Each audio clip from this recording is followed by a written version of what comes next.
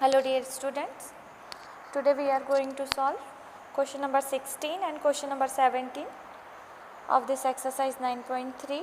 Question number 16, find a geometric progression for which sum of the first two terms is -4 and the fifth term is 4 times the third term. देखिए आपसे question में कहा गया है कि find a geometric progression, आपको एक geometric progression find करना है जिसमें sum of the first two terms, पहले दो टर्म का सम कितना होना चाहिए -4 and the fifth term is 4 times the third term. जो फिफ्थ टर्म है वो थर्ड टर्म के कितने टाइम्स है? 4 टाइम्स है. तो आपको 2 कंडीशंस दी हुई हैं और उसके अकॉर्डिंग आपको क्या फाइंड करके दिखाना है? Geometric progression. स्टार्ट करते हैं. Let a be the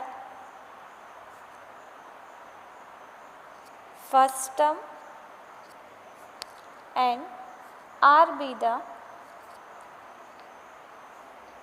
common ratio.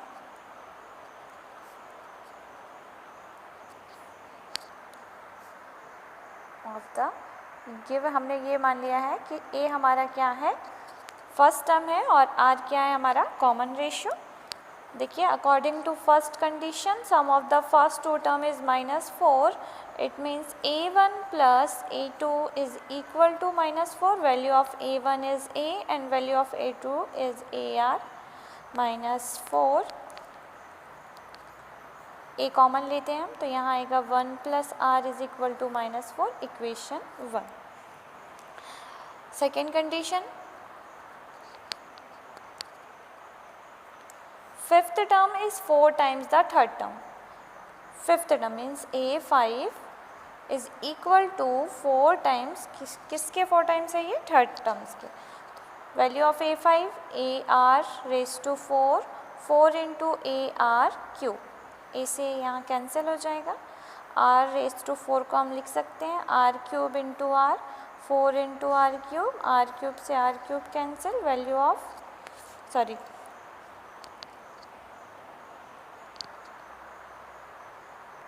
देखिए यहाँ A cube, value of A cube क्या होगा? A R square. तो यहाँ आ जाएगा R स्क्वायर. तो देखिए आप इसे 4 को क्या लिख सकते हैं? R square into R square. तो R स्क्वायर से R स्क्वायर कैंसिल. यहाँ क्या आएगा? R square is equal to 4. R is equal to √/4. Value of R is equal to 2 ±2. ठीक है. देखिए आपके पास R की 2 वैल्यूज आ जाएंगी, एक +2 and R is equal to -2.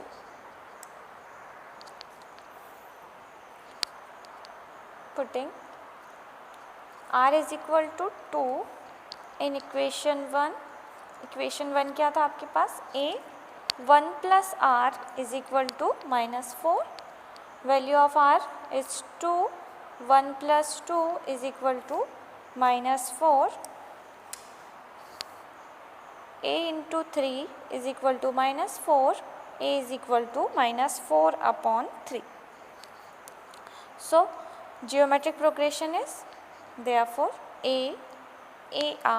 AR square. Value of A is -4/3 and value of R is 2. Value of A -4/3. Well, -4/3 into 2, -4/3 into R square, it means 4 and so on. -4/3 -8/3 -16/3 and so on are the geometric progression. Next value is R is equal to -2. So putting R is equal to -2 in equation 1, R is equal to A plus 1 plus R is equal to -4. A1 plus -2 is equal to -4. -2, 1 -2 is equal to -4. A is equal to -1 is equal to -4. -4/-1, minus से minus cancel. Value of A is 4. Therefore required geometric progression is AR square. Here value of A is 4 and value of R is -2. So 4 into -2, 4 into -2 square and so on. 4 minus 8, 4 into -2 square, 4 minus 8, 16 and so on are the required geometric progression. Question number 17. If the 4th, 10th and 16th term of a geometric progression are x, y and z respectively, prove that x, y, z are in geometric progression. देखिए आपसे कौन कौन से term कहा गया है कि 4th term आपका क्या है x, 10th टर्म है y एंड 16th टर्म क्या है आपका z. तो हमें प्रूव करना है कि जो x, y, z है वो क्या किस में होना चाहिए, जियोमेट्रिक प्रोग्रेशन में. और हमने आपको बताया था कि अगर 3 टर्म्स जियोमेट्रिक प्रोग्रेशन में है तो वो किस रिलेशनशिप को प्रूव करेंगे, मिड टर्म का square first term and third term की मल्टीप्लिकेशन के क्या होता है, equal. It means mid term b is equal to क्या, b square is equal to क्या प्रूफ करना है हमें, ए सी. यहाँ देखिए मिड टर्म क्या है y, तो हमें प्रूफ करके दिखाना होगा y square is equal to x z. तो चलिए देखिए सबसे पहले क्या दिया हुआ है, गिवन. सबसे पहले हम मान लेते हैं कि a हमारा क्या है फर्स्ट टर्म और r क्या है हमारा common difference. Let a be the